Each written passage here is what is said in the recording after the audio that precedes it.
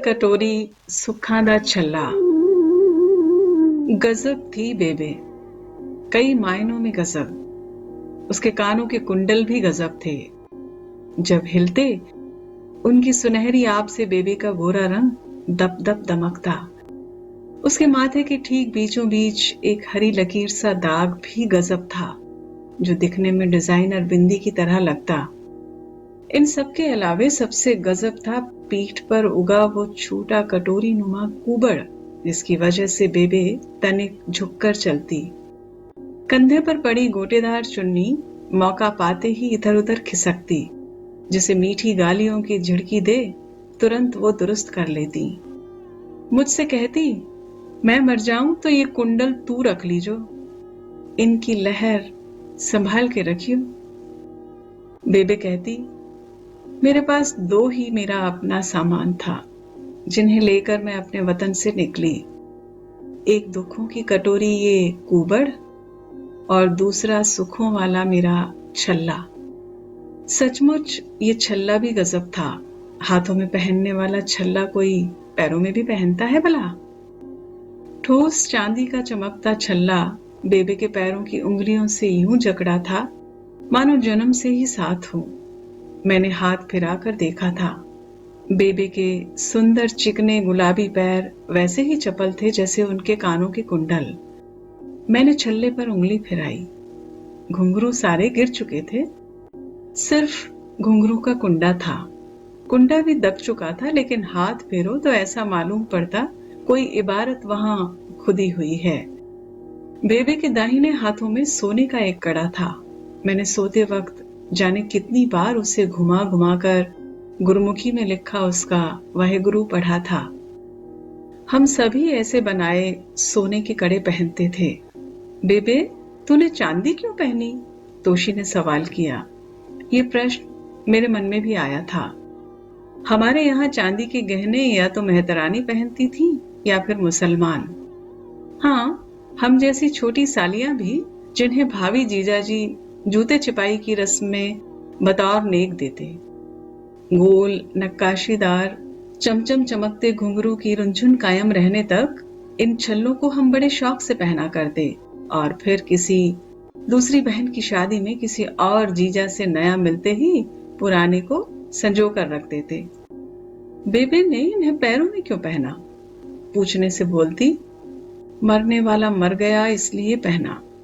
देख, अब वो मत्थे पे आके बैठ गया है। कौन बेबे? तेरा नाना और कौन? किस्सों को बदलने और बरतने में बेबे को महारत हासिल। ऐसे ऐसे किस्से गढ़ती, कभी रोती कभी गाती कि मैं और तोशी उसके मोह में पागल आगे पीछे डोलते रहते। ज्यादा छेड़छाड़ मना थी, माँ ने मुझे समझा दिया था। मेरी बेबे रोती गाती रहती है, तू डरना मत।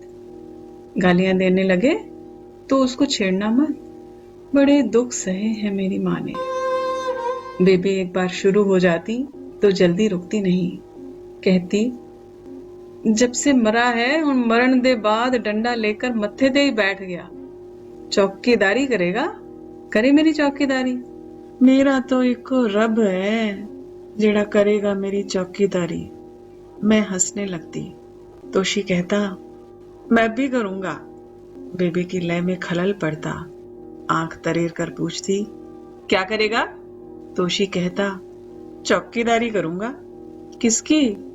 किसकी करेगा तू? ये जो साथ बैठी है ना तेरी सुंदर भूतनी, उसकी। और किसकी? मैं बलते चूल्हे से लकड़ी खींचती। भाग जा, नहीं तो मुंह लाल कर दूंगी। बेबे फटकारती। शह पाकर वो किलकता, फिर बेबे ये छल्ला मुझे दे दइयो। बेबे को हौल पड़ जाते। तब वो भागता हुआ कहता, अभी नहीं अभी नहीं अभी नहीं, जब मरेगी तू तब दे देना। ओहो खसमानू खाना, आ तू आ तेनू छल्ला पवावा। बस शुरू हो जाती बेबे, और मैं जल्दी से बोलती, बेबे भूख लगी है। इस पर बेबे चौक में घुस जाती। इधर पराठों पर गर्मा गर्म घी तड़तड़ाता, उधर बेबे का आलाप गूंजता।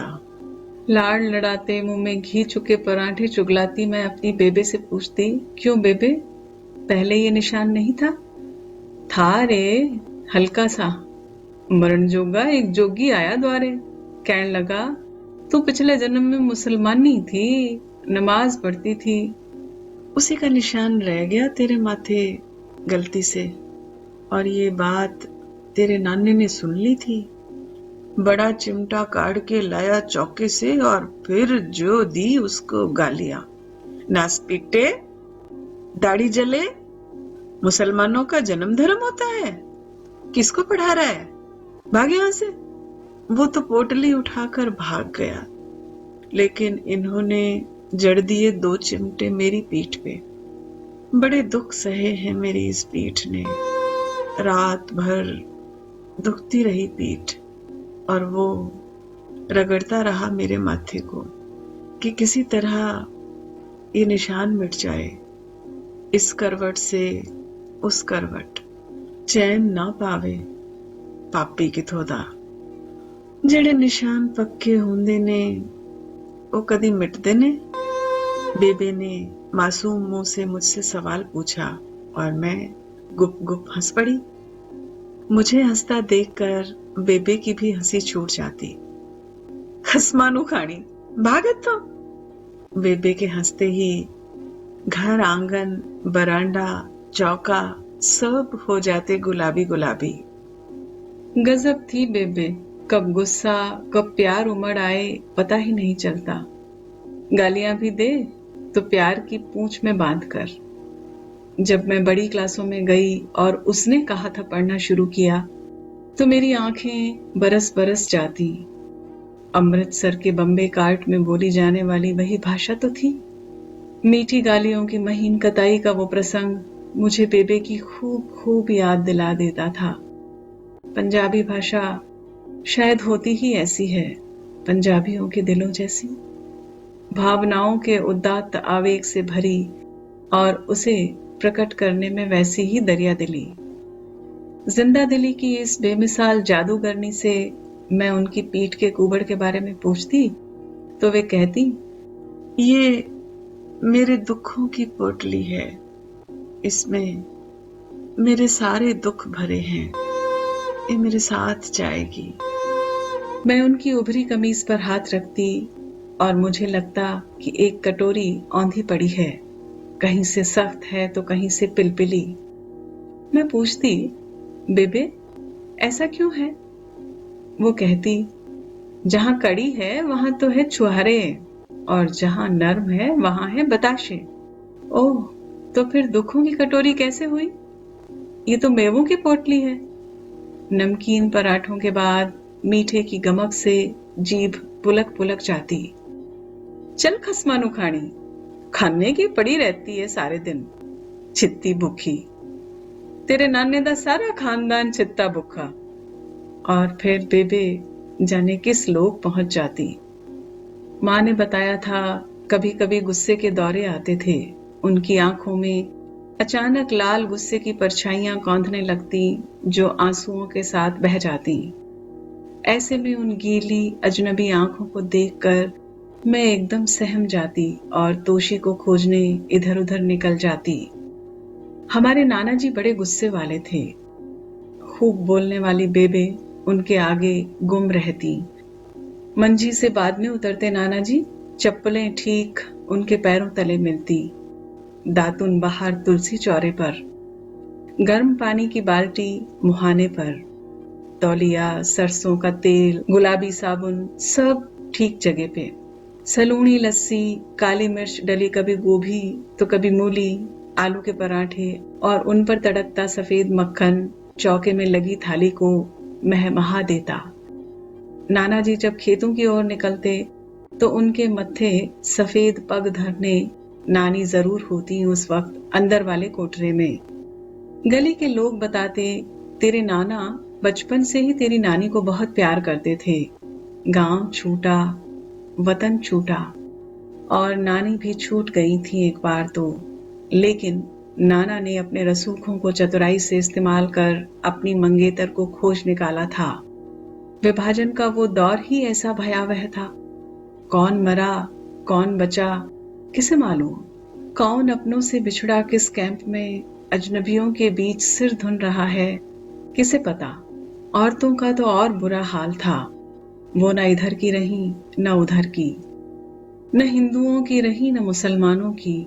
जो जहां काट दी गई, बेच दी गई, बसा दी गई, बिना किसी हस्तक्षेप के उन्होंने उसे ही अपनी किस्मत का लिखा मान लिया। समय की नजाकत भांप नाना व्यापार का अवसर पा अपने मौसेरे भाइयों के पास अमृतसर आ गए थे। उन दिनों अमृतसर कपड़े, जूतों, मसालों का प्रमुख व्यापार केंद्र था। सब कुछ पीछे छोड़ आए नाना जी को बेबे के बड़े भाई मोहनलाल फटे हालत में यही मिल गए, जिनकी उन्होंने खूब मदद की और उन्हीं से खबर भी पाई कि जिंदा है सुग्गी, उनकी प्रिया, उनकी मंगेतर। जिस घर आंगन छोड़ आए थे उसी के आसपास के किसी गबरू जवान ने अपनी जान की परवाह न करते हुए उसे अभयदान दिया था। अब वो उनकी इज्जत है। क्या किया जाए, वापस लौट नहीं सकते। इस बार मोहनलाल ने मदद की। सरकारी नियम अभी इतने पक्के ना हुए थे, बस जान का खतरा था। भाई के गंभीर बीमार होने की सूचना पाकर कौन बहन अपने को रोक सकती है? मोहनलाल ने खबर भेजी। बॉर्डर तक आई सुग्गी गोद नवजात कन्या और आदम कद के हट्टे कट्टे जवान का हाथ थामे। भाई को ना पाकर बेकल हुई सुग्गी। किनारे ले जाकर उसे समझाया गया। नजदीक ही अस्पताल में मरते भाई से मिलाकर वहीं पहुंचा जाने का वायदा किया गया। उसे नाना जी ले आए। सुग्गी नाना जी के बचपन का प्यार थी, मंगेतर थी, उनकी आन बान इज्जत थी। उसे कोई आंख उठाकर देख ले तो नाना की तौहीन थी। बेबे ने दुखती कुबड़ के जिन किस्सों को सुनाया उनमें ये एक किस्सा भी शामिल था। 12 वर्षीय नाना अपने लाला जी के साथ दुकान बंद कर घर लौट रहे थे। भाई मोहनलाल के बीमार होने की वजह से वो बाहर दालान में गायों को चारा खिला रही थी। बालक ने आव देखा न ताव, पैरों से तिल्लीदार जूते निकाले और लाला जी जब तक कुछ समझते वे जूते सुग्गी की पीठ पर तड़ाक से दे मारे। पीठ पर घूमड़ उभर आया। अभी तो शगुन भी नहीं हुए थे, न कटोरियों का लेन देन हुआ था, न गहनों का। अड़ोसी पड़ोसी की बात थी अभी। सुग्गी फिर न दिखी। उसे बॉर्डर पर पहुंचाने वाले भी रोज इंतजार करके चले गए होंगे। नाना थे शहर के बड़े काश्तकार, खूब बड़ा घर और वो भी भरा पूरा। दिल भी बहुत बड़ा, जिसमें पराई बेटी भी उनके दिल की कली बन गई। घर में किसी चीज की कमी नहीं थी। कोठे से कोठे तक अनाजों के बोरे भरे रहते, तेल घी के पीपों से दालान भरे रहते। छोटे छोटे चूहे हम बच्चों के समान ही इधर से उधर दौड़ लगाते। हम डरते, लेकिन इन्हें मारने या पकड़ने की सख्त मनाही थी। हमारे घरों में नौकर चाकर की परंपरा नहीं थी। वे दुकान और गद्दी संभालने के लिए थे। घर का सारा काम बेबे देखती। खूब खूब सारे गहने पहने, रंग बिरंगी चुनियां संभालती। पूरे घर की रौनक थी सुग्गी बेबे। इस मालकिन को पूरे घर का राजपाट मिला हुआ था, बस देहरी पार करने का हुक्म नहीं था। बिरादरी के ब्याह शादियों में नाना खुद बड़े चाव से बेबे को सजा धजा कर अपने साथ लिवा ले जाते। बेबे की खनकदार आवाज जब ढोलक पर तान बनकर उभरती, तब लगता कि घर में अब शादी की रौनकें उतरी हैं। गर्दन झुला झुला कर, कुंडल हिला हिला कर बेबे गीतों से आंगन को लहका देती। कभी रिश्तेदार कहते भी कि 2-4 दिन छट जा सुगी नू, रौनक पाएगी लड़की, खेलेगी खाएगी अपनों के बीच। तो वे एकदम बेचैन हो जाते। ना ना, 1-2 दिन भले मैं भी रुक जाऊंगा, लेकिन वो मेरे साथ जाएगी। लोग गर्मियों में लंबे चौड़े आंगन में सोते, लेकिन सुग्गी को न जाने किन छुपे चोरों से बचाना था। भीषण गर्मी में भी वो बेबे के कोठड़े का कुंडा बाहर से बंद कर आंगन में सोने जाते। धीरे धीरे बेबे भी वैसी ही होती गई जैसे नाना जी थे। कभी कभी तो दोनों बहन भाई जैसे दिखते। फर्क बस ये था कि बेबे हमेशा हंसती हुई मिलती और नाना पतले होठ भींचे, चुप, सख्त। बेबे आंगन में लगे हैंडपंप से छलछलाते पानी की तरह थी। बहे तो बहती जाए, ठहर जाए तो कटोरे का रंग तक इख्तियार कर ले। भरा पूरा घर था। ऊंचे लंबे 2 मामे, लखपति बापू के घर से भरी भरी आई 2 गदबदी मामियां। नाना के गुजरने के बाद मामों ने कभी पाबंदियां न कसी। मामियां खूब हंसती खेलती, मोटरों में बैठ बाहर अंदर भी घूम आती। लेकिन बेबे और अंदर की हो गई। कुबड़ बढ़ती गई, बेबे झुकती गई, गहने भी कम होते गए। एक हाथ में नाना के नाम से पहनी एक पतली सोने की चूड़ी रह गई और दूसरे में अमृतसर के प्रसिद्ध सुनार का गढ़ा वो कड़ा जिसे सोते वक्त मैं घुमा घुमा कर उस पर गुरमुखी में लिखा वाहे गुरु पढ़ती। गोटेदार चुन्नी वैसे ही गिरती पड़ती संभलती थी और नाक की लौंग वैसे ही लश्कारे मारती थी। मुझे अपने बचपन के नाम पर बेबे और उनका प्यार ही याद आता। डैडी को मेडिकल की ऊंची डिग्री लेने बाहर जाना था। माँ भी साथ थी। मैं बेबे के पास। अपनी धी जाई को वो प्राणों से अधिक प्यार करती। उसके पोते पोतियां इस बात पर कुढ़ते भी, लेकिन उसकी जान मुझ में ही समाई रहती। बहुत सुंदर बचपन था मेरा। और बहुत सुंदर था अमृतसर, खूब सारी गलियों से गुलजार। सुबह स्वर्ण मंदिर के स्वर्णिम शब्दों से नींद खुलती। यहाँ मेरी सहेलियां थी, पतंगे थी, तागे थे। स्कूल में हम क्रोशिया बुनना भी सीखते। अचार, बड़ियों, मसालों और घी की महक थी यहाँ। दुकानें सजी रहती रंग बिरंगी पगड़ियों से, फुलकारी वाली चुन्नियों से, सुनहरे तिल्लियों वाली जूतियों से और लटकती मटकती परांदियों से। जब देखो सगाइयों की, शादियों की, बैसाखी की धूम रहती। ढोल बजते, भांगड़ा पाया जाता। हम कुड़ियां रल मिल गिद्दा पाते।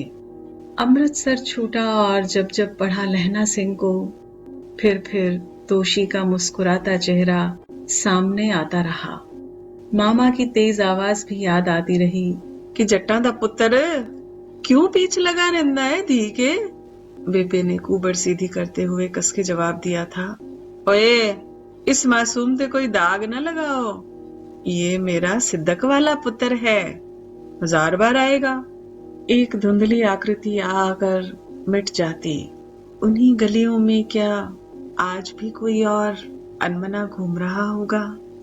किसी लड़के को क्या मोरी में धकेल देता होगा और किसी वैष्णवी से टकराकर अंधे की उपाधि पाता होगा?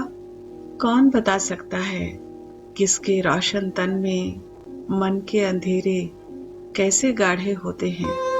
बेबे का बड़े बड़े कोठों वाला रोशन घर था। आंगन में ऊंचे लंबे पेड़, अमरूद के भी और नीम के भी। अमरूद के पेड़ में छोटे मामे ने रस्सी डालकर अपनी मोटर गाड़ी का एक गोल टायर बांध दिया था। उस टायर में आधे बदन को अंदर पिरोकर हम बच्चे झूला झूलते। नीम के पास था सफेद और गेरुए रंग से सजा तुलसी चौरा। तुलसी चौरे का अपना गोल घेरा होता जिसमें मिट्टी डालकर हम फूल उगाते। इसी के आसपास चटाइयां बिछाकर हम अपने गुड्डे गुड़िया का ब्याह भी रचाते। तुलसी माता गवाह होती, जिनके कोटर में एक दिया हम सबकी सलामती का जलता रहता। फिर वक्त आता तुलसी की भी शादी होती। बेबे आयोजन रचती। कार्तिक का पूरा महीना उत्सवों का महीना होता। सुबह शाम आरती होती। सुबह की अपनी अलग आरती, राज करे मेरा कृष्ण मुरार, तो शाम की आरती देवड़े छनछार, धर्म द्वार। लंबी रातों की नींद तड़के प्रभात फेरियों की आवाज से टूट जाती। कई बार जत्था हमारे घर विश्राम पाकर आगे जाता। ऐसे में रौनकें देखने लायक होती। मीठे शरबतों की बाल्टियां, नमकीन कचौड़ियां, पकौड़े, हलवे की खुशबू के साथ वाणी के शब्द हवा में तिरते और जत्था आगे बढ़ जाता। बेबे कोठड़े से हुंकार लगाती, धन धन सतगुरु, बेड़ा पार लगा। घर के लोग सोने जाते और मैं प्रसाद चुगलाते चुपके से छत पर चढ़ती। ठंड की फुरेरियां और नीले नभ में सफेद शंख सा चांद। दूर जाती जत्थे की आवाज और सामने की छत पर उसी सम्मोहन में बंधा मिलता तोशी। फिर आती चांद रात गुरु पूर्णिमा की। बेबे खीर पकाती, तुलसी पत्ते डालती और हम छत पर भरे कटोरे रखाते। कहते, आज के दिन चांद से अमृत टपकता है, जिसकी बूंदें चखकर मनुष्य देव योनि को प्राप्त करता है। तोशी बड़े थाल में भरे कटोरे ले आता और मैं एक एक कर चांद के सामने मुंडेर पर रखती जाती। जितने बंदे उतने खीर के कटोरे। एक कटोरा तोशी के वास्ते भी बेबे रखती। मेरी काशनी रंग की चुन्नी मेरे कंधे से आहिस्ता से उतार तोशी उन कटोरों को ढक देता और हम दोनों उस कोठड़े के सामने चुप खड़े हो जाते। थकी मांदी बेबे दोनों पैर पसारे, घुटनों पर हाथ रखे, आंखें नीचे बेहाल हो गाती मिलती। कमरे से एक अजीब दुख का परनाला रिस रिस कर बाहर बहता। तोशी मेरा हाथ पकड़कर मुझे बाहर ले आता और मैं खड़ी रहती एकदम चुप। वो आंगन में बंधी रस्सी से दूसरी चुन्नी उतारता, मेरे कंधे डालता और चला जाता। बहुत दिनों बाद ननिहाल जा सकी थी। इस बार फोन आया था बेबे की बीमारी का। डॉक्टरी की पढ़ाई आसान नहीं होती। इस बीच बहुत कुछ भूल भुला गई थी, लेकिन बेबे की गर्म और नरम छातियों के बीच दुबक कर सो जाना, ऊबड़ पर हाथ रखते ही छुआरों और बताशों की मिठास से मुंह गीला होना, अमृतसर की गलियों का सौंधापन और बेबे के कुंडल के लश्कारे याद थे मुझे। चीर फाड़ की अभ्यस्त उंगलियां कभी दिल चीरती तो आत्मा ढूंढने लगती। खून देखती तो बेबे का डर याद आता। कैसे एक खरौंच देख वो पागलों की भांति चीखने लगती थी। कई बार तो जब औरतों की आंखें चेक करती तो कोने में कोठड़े वाला वही दुख चुप खड़ा नजर आता। कभी चांद देखती तो आकाश गंगा से अमृत के बहते परनाले दिखते, जो बगल की छत पर जाकर ठहर जाते। लेकिन अब वहां कोई नहीं होता, केवल यादें ही यादें थी। मामे के बोलों के बाद तोशी तौसीफ बन गया था, जो उसका वास्तविक नाम था। जट के उस सिद्धगा वाले पुत्र ने फिर आना भी कम कर दिया था। बीमार थी बेबे। फोन पर तो किसी ने कुछ बताया नहीं ऐसा कि तेरी दुलारी नानी खत्म होती जा रही है, लेकिन देखते ही मुझे समझ आ गया। एक तो उम्र थी, दूजे पीठ पर लदी थी दुखों की गठरी। कोई कितना जी सकता है ऐसे में भला। मैं खूब बड़ी हो गई थी, लेकिन उन्हें देखकर फूट फूट कर रो पड़ी। गोरी चिट्टी तंदुरुस्त मेरी बेबे सूख के सुरमई झाड़ हो आई थी। कुंडल खामोश पड़े थे, मानो किसी राज को दबाए बैठे हों। बेबे ने आंखें खोली, मेरा हाथ पकड़ने की कोशिश की, करवट ली। मैंने देखा पीठ पीछे गद्दे पर भी कोटर बना पड़ा है। हाय रे दुख, कभी पीछा नहीं छोड़ता, कितना साथ निभाता है ये दुख। बेबे, ओ बेबे, आंखें खोल, देख बच्चा आ गई तू। तेरी राह देखती थी। हाँ बेबे, डॉक्टर बन गई मेरी बब्बी। हाँ बेबे, हाँ, ठीक हो जाएगी तू एकदम। तुझे दिल्ली ले चलूंगी, वहां दिखलाऊंगी। बेबे की दूधिया हंसी मलिन थी। बच्चा, कौन है थे? कुर्सी पर बैठी मामी की परछाई हिली। कोई नहीं बेबे, कोई नहीं, मैं हाँ, दस ना, बोल ना तू। सुन बच्चा, ये कुंडल तू उतार ले। बहुत दिता तेरी मामिया नू, ये तेरे वास्ते। तेरे नाना जी नू बहुत पसंद थे। तू पहनना बच्चा, और हाँ, तू इनकी लहरें सलामत रखना। परछाई कसमसाई, रुक रुक कर बोलती बीबी धीमी हो गई। मैंने इशारा किया। बड़ी मामी गहरी चुप्पी लिए उठ गई। सीढ़ियों पर उनके सैंडल खटखट बज रहे थे। बेबे तड़फड़ाई और बेबे ने कुछ इशारा किया। मैं नहीं समझी। बेबे ने अपने पैर पटकने शुरू कर दिए। पैरों में अजीब सी बेचैनी, इधर उधर होते पैर। इतना ही समझा कि कोई दुख फंसा पड़ा है शायद पैरों में। की होया बेबे, पैरां विच कोई प्रॉब्लम है? हाँ, एक कम करना तू, दस बेबे, ए छल्ला उतार। छल्ला? मैंने पैर की उंगलियां अपने हाथों थामी। वही छल्ला। आंखों में बरसों पहले की तोशी की चुहल कौंध गई। अब वो और भी टेढ़ा मेढ़ा होकर उनकी उंगलियों से बुरी तरह चिपका पड़ा था। मैंने कोशिश की लेकिन नहीं उतरा। करहती बेबे ने उतारने का हुक्म दिया। गुमशुदा घुंघरू मानो पैर की रगों से घुल मिलकर एकाकार हुए पड़े थे। बेबे के पैर अभी भी खूब सॉफ्ट थे, गर्म खून से भरे हुए, हमेशा की तरह चल पड़ने को बेताब। खूब उठी कलेजे से और मेरा दिल काले धुएं से भर गया। छलछलाते आंसुओं को बहने दिया और छल्ले पर उंगलियां खूब सख्त कर दी। छल्ला आखिर उतर आया। उंगलियों पर काले निशान पड़ गए थे। छल्ले को मुट्ठी में दबाकर बाहर निकली। सामने खड़ा था तोशी, बिल्कुल वैसा का वैसा, मानो सदियों से खड़ा था यही का यही। मैं ठिठक गई। सिर के बालों पर थोड़ी सफेदी उतरी थी और चुहल गायब थी। उसने हथेली बढ़ाई। धीरे से छल्ला उन हाथों दे दिया। बेबे ने कोहराम मचाना शुरू कर दिया। वे छेती कर रहे हैं, वो मुझे ले जाएंगे। ला, मुझे वापस कर। मेरा छल्ला ला, मुझे पहना। तोशी बाहर बरामदे में उस छल्ले को किसी लोहे से थपथपाकर सीधा करने में लगा था। मैं फिर अंदर पहुंची। ला रही बेबे, ला रही, तू घबरा मत। क्यों परेशान हुई जा रही है? बेबे की बेचैनी बढ़ती जा रही थी। उधर दरवाजे में तोशी आ खड़ा हुआ। उसने इशारा किया बाहर आने का। आंखें सिगरेट के सिरे की तरह जलती हुई। बेबे का सिर अपने हाथों से उतार आहिस्ते सिरहाने पर रखकर बाहर आई। क्या हुआ?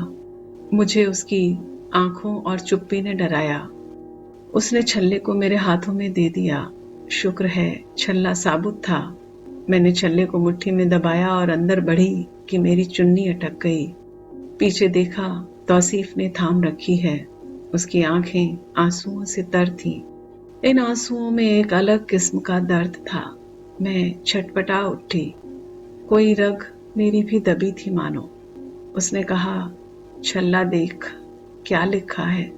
मैंने मुट्ठी खोली और उंगलियों से गोल घुमाते उसके खुरदरेपन को महसूस किया। चश्मा अंदर पर्स में पड़ा था। सब कुछ मिट चुका था छल्ले से, बस एक आध अक्षर ही बाकी था। बस इतना पकड़ सकी कि ये गुरमुखी नहीं, उर्दू लिपि है। क्या लिखा है बताना। तौसीफ ने धीमी आवाज में कहा, शमशेर। अल्लाह, अब तक की जिंदगी में पहली बार जाने कैसे मेरे मुंह से ये शब्द निकला। जाते जाते बेबे ने ये कौन सी नई कहानी का सूत्र हमें दिया था। भूली बिसरी कहानी का कोई एक बांका जवान जो जान की परवाह ना करते हुए सुग्गी को बचा लाया था। छुहारों और बताशों से जिसकी झोली भरी और फिर बॉर्डर के कांटों ने उसे छलनी कर दिया। जाने जिंदा है भी या नहीं मेरी माँ का पिता। मैं अवाक खड़ी। अंदर से शोर बढ़ता जा रहा था। छल्ले को मत्थे से लगाया और अंदर जाते जाते निगाहों से अनुनय की और दौड़ पड़ी अंदर। छल्ला डाल दिया तड़पती अंगुलियों में और कमजोर हथेली को उनके चेहरे के पास ले आई। क्षण भर को बेबे के चेहरे का रंग सुनहरा हुआ और हल्की थिरकन से कुंडल चमचमा उठे। मुझे लगा एक सतरंगी लहर आकर गुजरी है। बेबे ने पोपले मुंह में छुहारे भर लिए हैं और बताशों की मीठी हंसी हंस दी है। धीमे से उन्होंने अपना हाथ खींच लिया, मानो किसी और लोक में किसी और को थामती हूं। एक गहरी सांस उभरी। डॉक्टरी पढ़ी लड़की समझ गई सांसों का ये आरोह अवरोह किस तान की ओर मुड़ना चाहता है। बेबे, दो गर्म बूंद चेहरे पर गिरने से वो मानो चौकस हुई। ना रे, रोती क्यों है? मैं खुश हूं। बालियां तू पहनना, खुशियां सलामत रहें। दुखों की पोटली लिए जाती हूं, अपना वतन छोड़े जाती हूं, डंडे का डर छोड़े जाती हूं। सब जल जाएंगे, मेरे साथ सब जल जाएंगे। बेबे, ऐसा मत बोल बेबे। बेबे, हाँ, सब जल जाएंगे। जाती हूँ रे। कुंडल तू बचाना, और छल्ला छल्ला मैं बचावांगी। छल्ला वैरी क्यों हुआ? बेबे आलाप लेना चाहती थी। न शक्ति बची थी, न सामर्थ्य। रस्सियां तोड़ाने की तड़फड़ाहट तारी थी। सांसें उठा न सकी आलाप, थरथराई और थम गई। मैं मानो जड़ हो गई। किसी ने बेबे के गोटेदार चुन्नी कब सिरहाने से उठाई, मेरे सिर डाली, हौले से मुझे पकड़ कोठरे से बाहर लाया। मुझे कुछ होश नहीं। उसी ने छत की ओर मुंह करके फिर हक्कल मारी, मम्मा, बेबे तो गई। भारी कोहराम मचा। ये कोहराम बाहर भी था और मेरे अंदर भी। बेबे शांत पड़ी थी।